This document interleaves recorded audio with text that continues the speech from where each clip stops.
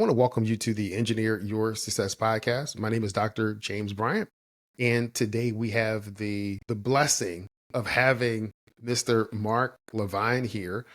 Marc, tell the audience a little bit about yourself. First of all, thank you for having me on your program. I don't know if I'm a blessing or a curse in a lot of cases. I guess we'd have to ask my wife.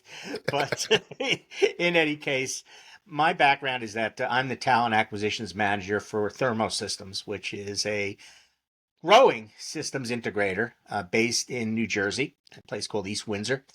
We have roughly 21 locations around the world, and we focus primarily in the energy and HVAC environment, our clients. Company is around 26 years old now. Why I say around is that this company had another start several years before the 26 years we claim. That company was a little bit different in terms of what they're doing.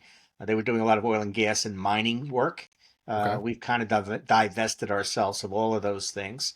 And our two founders were employees of that company who found a way at some point to acquire the company and kind of build it in their own image. So they've built areas including life sciences, district energy, mission critical, which to the west of the world means data centers. Mission critical means a lot of things to a lot of different people. NASA, for example, comes to mind. We have done work with NASA, but we also Okay. do a lot of mission critical data centers.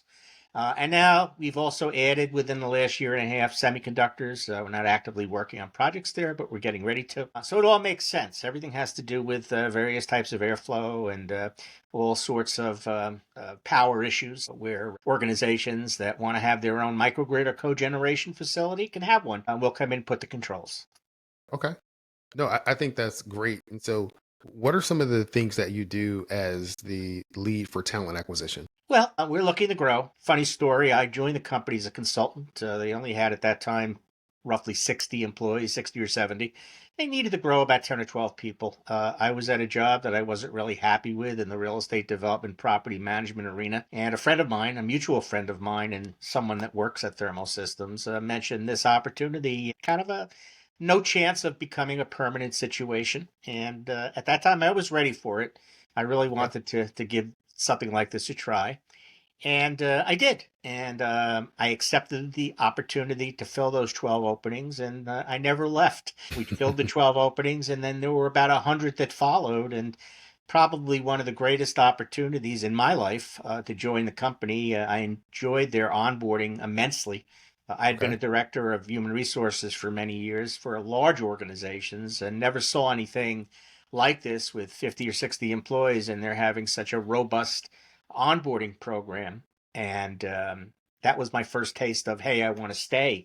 Hmm. But what would they do with me with only 10 or 12 openings? But Yeah. I Well, said the so rest is history. what were Yeah. there specifics in the onboarding program that really encouraged you that this is the company that I want to stay with? I think it was well thought out, well organized, well planned. It wasn't your typical onboarding where you fill out company new hire paperwork and you kind of get a here's the bathroom, here's the lunch area. They delved right into what the company does. I mean, we had Okay. a session on boilers, we had a session on chillers. Again, I'm not an engineer, but we all went through that because you have to know what your company does. So Hmm. I was impressed by that. They took the time to answer questions, various local facilities that they'd worked on, so that we could see the actual work being done and what was done. It didn't leave anything to your imagination. It covered all bases. Okay.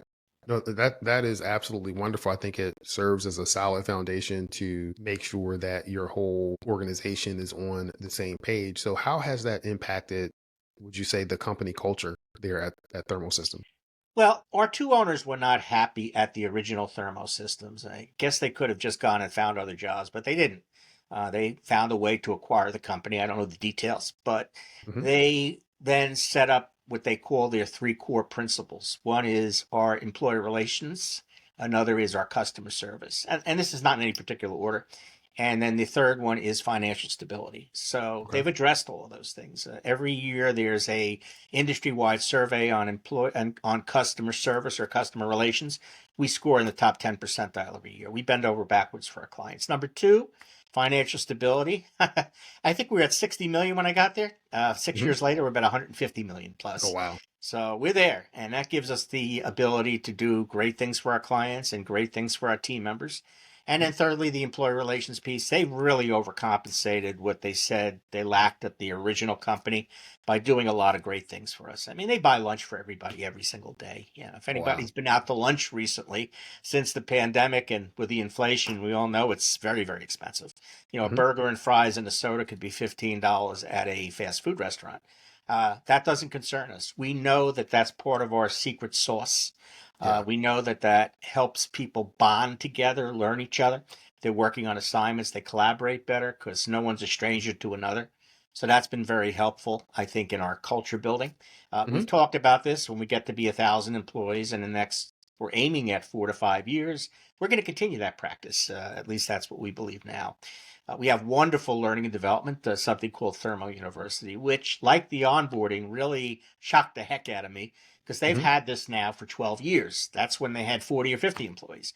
Okay. What company on earth do we know with that number of employees has that kind of robust training? And it's Hmm. only gotten better. I mean, we have actual curriculum. It has its own logo, Thermo University, its own course guide, Oh, cool. many, many classes, just like a college, all numbered classes Okay. covering technical, management, soft skills. It's an area Hmm. that's very important. We'll talk about a little later. Hmm. We have different methods. We have hands-on, we have stand-up training, and we also have contracts with various e-learning platforms. So you can study 24 by 7 if you want to. You can even study having a seat, anything that you want in addition to what you need. Okay. And all of this is transferred into our career pathing, which we can talk about if you want to, Yeah. which I think is very important as part of what we do. We Hmm. are asking our managers to meet with every one of their team members 10 out of the 12 months a year. Hmm. Rather than the annual review where you've been making mistakes the whole year, but you don't find out until you sit Yeah. down at that meeting. Here, what are we doing right? What's going well? Where can we improve? And more importantly, what do we need to do for you, team member, to get to where you want to go? Do you want to take a technical track? Do you want to take a management track? Or maybe you want to go to business development, become a sales engineer? These Yeah. are all open to everybody, which I love about this company because everything you need to have a happy, long career is here for you. Mhm. My favorite thing to share, I mean, there are many, many benefits, but my Yeah. favorite thing to share is that we had our 25th anniversary a year ago this past June. We had at that point roughly 320 or 300 employees. We have over 400 now. We took every team member and their families to Disney World at the company expense. So we had a total of 910 people, kids up to age 18, go to Disney World. The flight was covered, stay at the Dolphin Hotel, beautiful luxury hotel, tickets into the amusement parks, stipends to buy lunch if you wanted to, ground transportation to and from the airport, 3 gala receptions. And for those of you who remember, not this past summer, but the summer before, the airlines went crazy. Oh, None of yeah. the I remember airlines were that. flying on time or flying at all. Many got stuck there. Instead of coming back on Sunday, they didn't get back to Wednesday. Company said, no problem. Go sit by the pool, order another nice drink, go back to the amusement park. We'll call you when it's time to go to the airport. So it was even a bigger dime than I originally mentioned, but the company was happy to say, look, stress is not what this is about. This is a thank you for everything that you put into your jobs. This is a thank you to all the spouses and family members who have to put up with the fact that control engineers do a lot of traveling and you do too.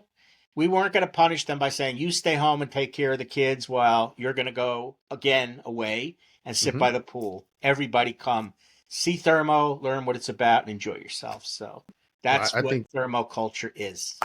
yeah, I think that is a tremendous statement of the culture for your organization. And you've kind of weaved in a few different things. But one of the things you mentioned is this soft skills. And I think in our previous conversation, we both agreed that they're essential skills. So let's talk about that for a little bit. Some information that you may have or that you've observed Mhm. as you are looking to bring people into thermal systems. Yeah. And forgive me, but I want to look at notes here because I do have some stats to share. No, you're good. This is something I've been very concerned about. Now, let me give you a little background on why.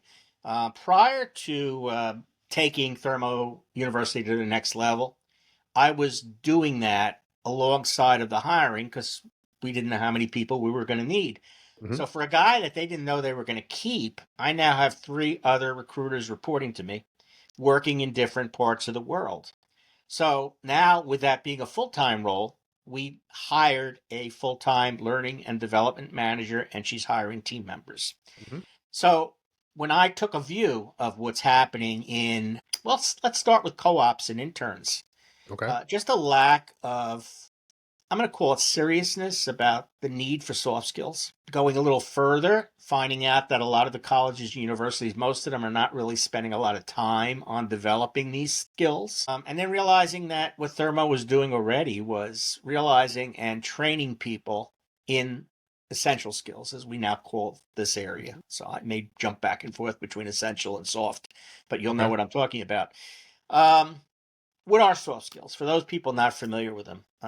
Communication skills, problem solving, teamwork, collaboration, adaptability, flexibility, leadership, emotional intelligence. We call that the EQ.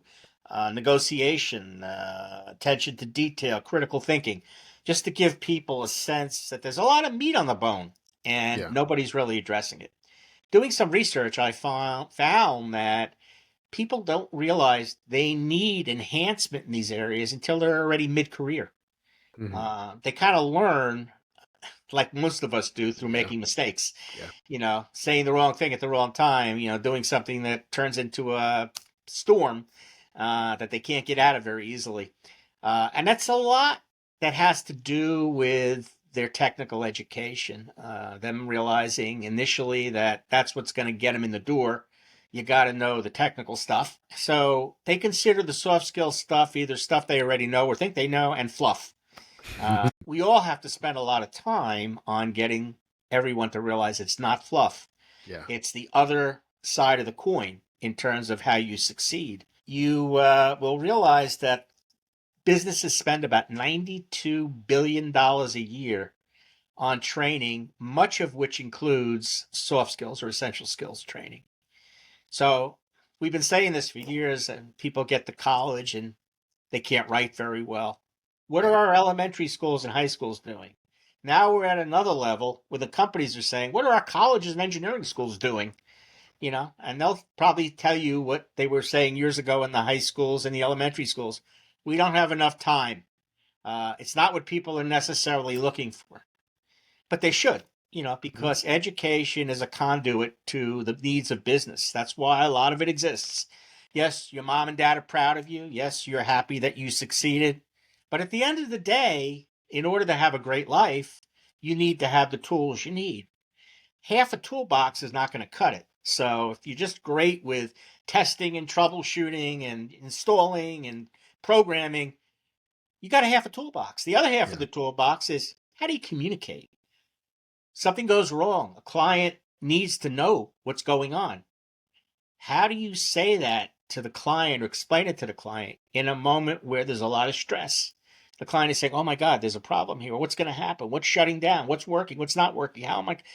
You got to find a way to disengage that fear and that anger and that whatever emotions are going on and deflect over to explaining how this is going to be done in a way that only minimally impacts what's happening.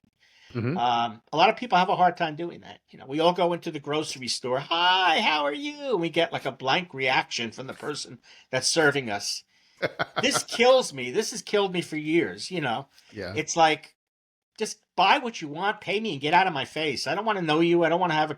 That wouldn't be the person that I would put in a customer facing role. Hmm. Now, does that mean people like that can't be taught these skills? Absolutely, they can. But they're unfinished products in a lot of cases. And you just can't have that if you're a business that's looking to grow, that's known so much for customer service, employer relations, and Hmm. those areas because they're going to at some point work with people. There's no backroom scriveners anymore where you're just writing things and on the computer. Everybody at some point has touch points with other people. Yeah. I And think that's you don't want absolutely true. conflict and you also want good customer service. So it works for employee relations and it works for customer relations. I'm Yeah, I think sorry. that's what you're saying is absolutely true. And, on the one hand, it's that the schools aren't preparing them, and the schools may say that, hey, we don't have enough time or enough resources. We have accreditation that we have to meet, and we can only fit a Mhm. certain number of classes and things within that framework.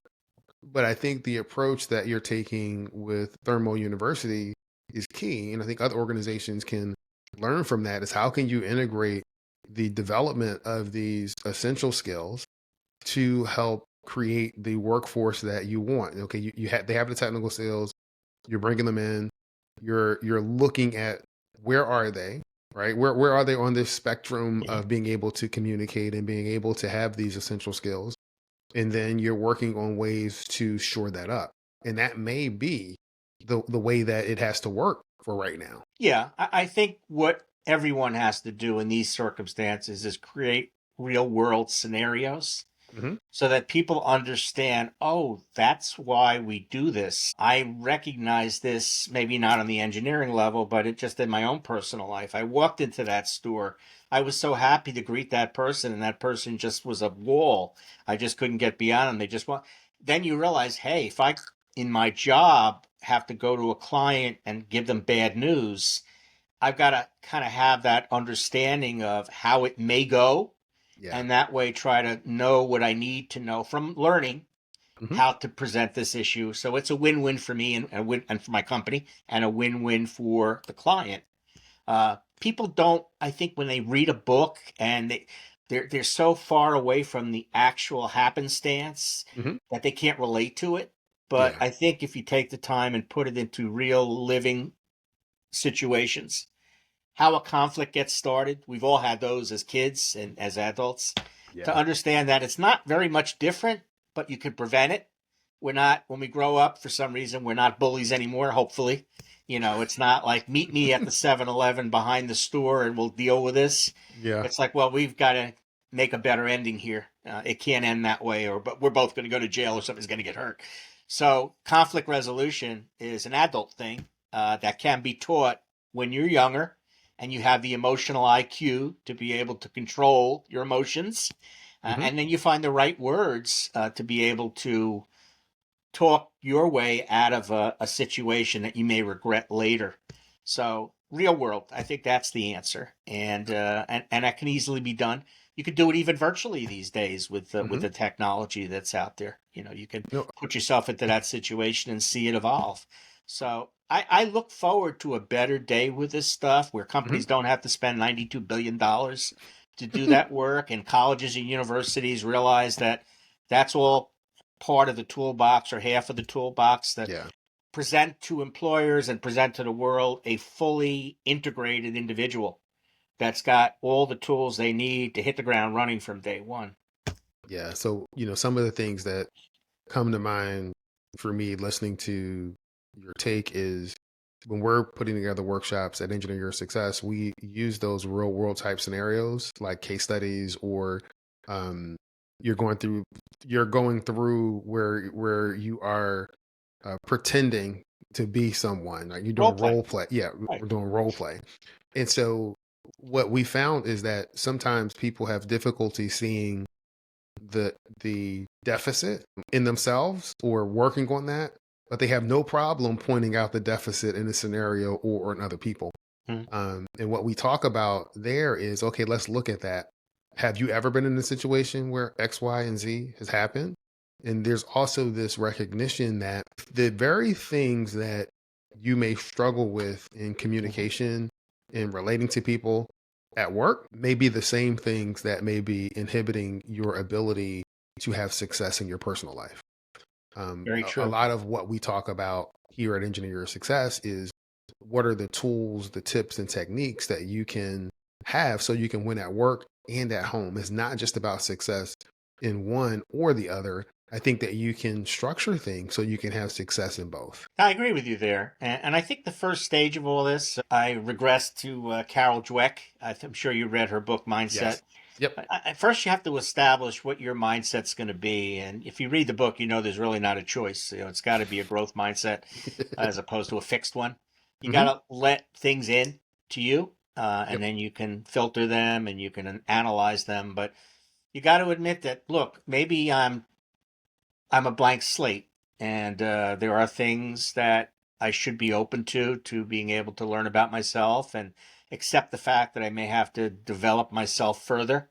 Hmm. And then this stuff can take hold. But if you Yeah. go into it thinking that you're a finished product at 21 or 22, or any age, quite At any frankly, age. Yep. my grandmother was 82 and she got her associate's degree in a nursing home because it's something she always wanted to do and just couldn't. And this is many, many years ago when women didn't even go to college very much. Hmm. She went and realized that this is something that I just feel that I really want to go out of life with, and she did it. And I just applaud her for it. I don't know what the degree was in, but you know what? Doesn't She matter. did it. She Yeah. made use of that time where, she was declining in health and other things to still better herself. And I think Mhm. that's a good example to use for everyone, especially those people that have a whole career and a whole life ahead of themselves. You're Yeah. not done yet. There are people that are in their 50s and they audit courses. I mean, people really realize that learning is a lifelong process. Yeah. And you need to learn that and not think that you have everything you need to go to work and be successful. First of all, the world is changing regularly. If you would have asked me when I got out of college if I knew what AI was or if I knew what the web was, I knew the Yeah. web was around in the 60s because it was used for the military. Hmm. But the World Wide Web, with Facebook and all, no, we had no clue. Yeah. We were still using the phone to recruit people. We were using the phone book. We Yeah. were reading the newspapers and magazines to find out who got promoted, to figure out what they were doing, to see whether or not we can recruit them. Yeah. So you can't think that things are always going to be the same and that you're always prepared. You Hmm. got to adapt. Yeah. I'm late in my career and I'm still adapting. I'm reading every book about AI that I can find because I'm just amazed by it.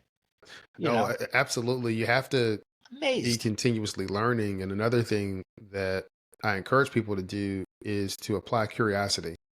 You really want to be curious about what's going on around you so that you can grow. And if you come to a situation where you're closed and you think you already have the answer, you're not curious. But it's when you're curious and you start going through these what if scenarios. What if I could do that? What if, I wonder I'm just curious. What does X actually do? What does this actually do? You open yourself up to finding solutions that you would have never imagined had you remained closed off. Well, isn't creativity in that respect also innovation, which Yes. is something most engineers understand? We look at Hmm. Elon Musk, for example, and realize the electric car and the things that he's doing with SpaceX. Hmm. Okay, some of that stuff was done earlier with NASA or whatever, but Hmm. now we're getting into a scenario where we're going beyond that. Yeah. So there's new technology. Look at spacesuits, for example. When I grew up, they were these big, bulky things. They were carrying the tube and the case. And, Yeah. and now it looks like something from a futuristic space movie from the 1960s or 70s. We're Hmm. there already, Yeah. like Jules Verne Yeah. today. It's like Hmm. we could go to the moon. Oh, no, we can't. Yeah, well, we've been there. Look what Star Trek has given us. A lot of those things we Yes. see in Star Trek we're using today. The flipped phone, which we don't even use anymore, most of us, The and tricorder. that was the communicator. Yeah. We haven't got the phasers yet, thank God. I'm gonna kind of go under the desk when that happens, but we're learning about. I'm sure the tricorder will be around very shortly because we'll Yeah. figure out how healthy people are by Yep. scanning them. But Yep. it's wonderful. It's a wonderful world, and this just goes not just for the technology, the equipment, but it also goes for us as individuals and how Yeah. much better we can be, what more we can do. And people in the 1850s died at age 40. We're living to my mother's going to be 101. Oh wow. I'm thrilled to talk to her about, my God, when she was a little girl, she remembers people still riding around the horse and buggies. Or she'll tell you about her Chinese restaurant experience. She had a dime and she got change back for a Oh Chinese wow. dinner and went to the movies with it. So she's seeing things like AI or whatever, and she's interested. What is it? She's not going to use it, but Hmm. she just wants to know what's happening out there. Hmm. Streaming TV. Yeah. She no thought of that. Yeah, cable. She knew, but now it's like, my God, you got thousands and thousands of different apps that Hmm. you can watch whatever you want. Your day is covered, almost to the extent, as she'll tell you, it's too much, Hmm. which we're all learning ourselves. So you can learn from those people too. But it's Yeah. an exciting world. And people need to realize that they need to adapt and change and not be afraid of it, embrace it, and it will Yeah. make them better. So what suggestions do you have for someone who's listening in? Maybe they're struggling with the adapting and changing, right? They see AI, they see technology, or they're looking at their particular career path or their field, and things are changing so fast. Where's a place for me? It's like anything else. It all starts with education. You got to read a lot. People aren't reading enough. I just heard in my own state, the Star Ledger newspaper this week is going out of print. It's all online. I still love to read a local paper from top to bottom, from cover to cover, because you miss a lot that you don't know is in there if you're just looking on the web. So Hmm. you just kind of grab selected pieces, scan it. We don't have attention spans anymore like we did years ago, Yeah. and you miss a lot of that because what typically you would do is you read something, get interested in it, and then go look for more, which I Hmm. hope people do because now, like I said, they do have AI, you do have search engines Hmm. to understand what is going on in these particular fields. Where's the growth going to go? What's coming next? What comes after AI? Who knows? But Yeah. if you do a little research, the people out there that are pretty smart kind of have a sense of where we're headed next. And then you have to use your own critical analysis and your own ability to make the proper judgments as to, is this a real deal? Is this something I need to be interested and concerned about? Or is it just one person's view? Okay. But when you read a lot, you see that it all constells with a lot of the experts Hmm. all kind of discussing the same thing.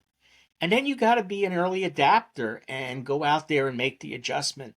If there's a new soft skill, and I'm reading constantly, people would think, oh, what, that list you read, Mark, that's it. I can give you a list of 100 soft skills, not just the 10 that I read. And now I'm reading that they're offshoots of these skills that you can Hmm. continue to learn. When I write my blog, I'll usually read other people's blogs and they'll allude to something. Well, my next post will be what they alluded to Hmm. because a lot of people haven't taken it that far yet. And Yeah. then that becomes its own essential skill that you can work on. So some of them are larger, kind of like what Thermosystems is. We're a systems integrator. Okay, energy, power. But now you break it down to district energy, life sciences. Then you get to the mission critical, Hmm. and I'm sure there are others that we can look at. And years ago, we talked before the pandemic about power generation. We may go there. Who knows? But same thing with the soft skills and the technical skills. What else can you learn that will expand you and make you ready for what's coming next? Okay. Very quickly, we all could think about the year 1999. What was the big thing back then?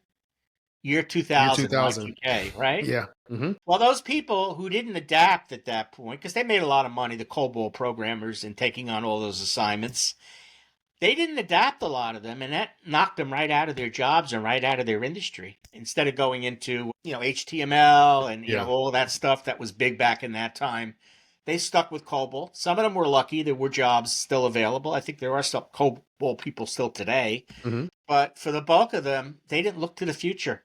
Yeah. Object-oriented programming, whatever the case may be. Hmm. Uh, they should have been looking and saying, "Look, I got to get out of this gig with this COBOL thing soon." And maybe in 1997 or 1998 started learning what's going to come next after the Y2K bubble Yeah. bursts. Yeah. That's a very good example, I think, of forward thinking. Okay. So we've talked about advice that you would have for folks that may find themselves in mid-career or toward the end of their career. What advice, if any, would you have for younger engineers that are just entering the workforce? What's, a few pieces of advice that you would have for them? Okay. Well, first of all, I think something that's never changed with people coming out of school is a period of career floundering. I find that a lot of them get very, very upset about it. They feel to themselves that they're failures if they go through that. I'll be the first to tell you, there are jobs that I didn't even stay out long enough to have on my resume these days. I got out of college, and my mother-in-law insisted that I work with her at Bloomingdale's. She had a job in the construction area as a buyer trainee. I came from a retail family and had no interest in that whatsoever. Hmm. I remember arguing with her, saying, I want to be in the operations area. I want to work in this field. Because my college major was actually radio, TV, broadcasting, and I just never Okay. went into that. I took a job called the sociology of work and fell in love with that whole concept of work. Hmm. And I got a job in an employment agency for $95 a week, draw versus commission.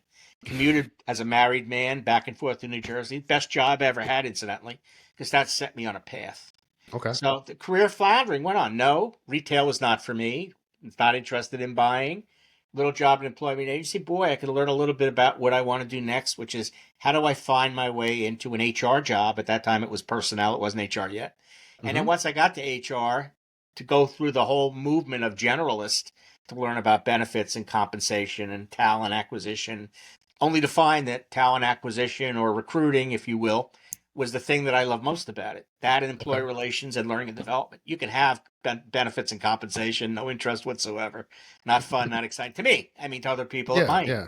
But I built a whole career over these years out of different aspects of what I do. I did a little bit of work in recruitment advertising in the Okay. days where the newspapers had display ads. I wrote those display ads for Shaker Advertising.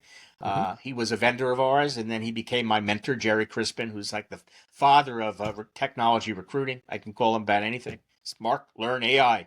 Even to this day, he's probably 80 now. Mark, learn AI if you're going to stay. So I think that they should not worry about the career floundering because eventually it's going to put them in the right place. Hmm. Don't punish yourselves, and then explore further your own career that you want to be in and see where it's going to take you. You know, like at Thermosystems, the career pathing. Again, you want to be more in management, you want to be more technical, you want to be business development. But all of those start with the same premise. You're a control engineer. Yeah. Just how do you want to use those control engineering skills? You know, do you want to prepare proposals? Do you want to talk to clients, potential clients? Do you want to talk to clients? Or do you want to manage a team of people doing what you do? Or do you just want to delve in and go as deep as you can into the technical aspects of control systems? It's all there for you, but you just have to be able to expose yourselves to what's out there. Read about it, talk to people, go on LinkedIn, link up with people that are in the field. Don't be bashful, ask them questions. This is all life's learning. This is how you explore, and then you follow a logical sense of what you're best at, what you're most interested at, and where you want to spend. Maybe not your whole life, but at least the next 5 or 7 years. You know, Yeah. people change careers within careers several times during their career, and that's fine too. And you shouldn't knock yourself by thinking that either.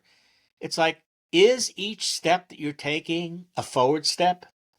Maybe you take a half step back sometimes to go forward, but overall, in the bigger scheme of things, are you getting to where you want to be? And most importantly, are you happy being there? Because we are not our jobs. We are people doing jobs, but jobs are a major part of what we do. We're Hmm. with our employers and our coworkers more than we're home with our family and sleeping. Even if working remote. I mean, here we're on a screen today. I'm on a screen all day with candidates from all over the world, managers. You know, we Yeah. can't escape that. So if you're going to do it and life is short, you might as well enjoy it.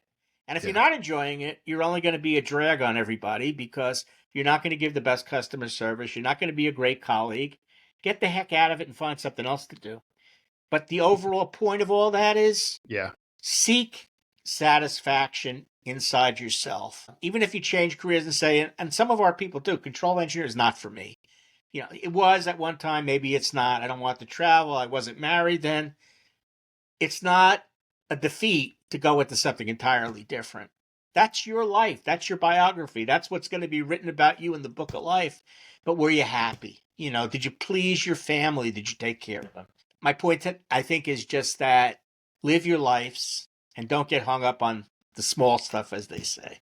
No, I think that's a great kind of way to look at concluding this episode. Live your life and don't worry about the small stuff. Yes. When you're Right. living a great life and your career is going the way that you would hope for, you're better for yourself, you're better for your family, and probably most importantly, you're better for the world. Mark, it's been a pleasure having you on the podcast. If folks want to get in contact with you, what's the best way that they can do that? You'll find me on LinkedIn very easily. You'll probably be able to find me on Facebook, where I run groups on both LinkedIn and Facebook, by the way.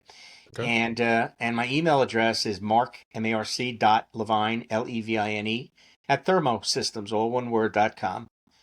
Please feel free to reach out to me. I always have time to help people. Okay. So what we'll do, we'll put a link, we'll put your email address in the show notes. We'll also put a link to your LinkedIn newsletter that you create or the blog that you have, so folks will be able to read that all about career advice and growing your career. It's great information. that's Thank you. there.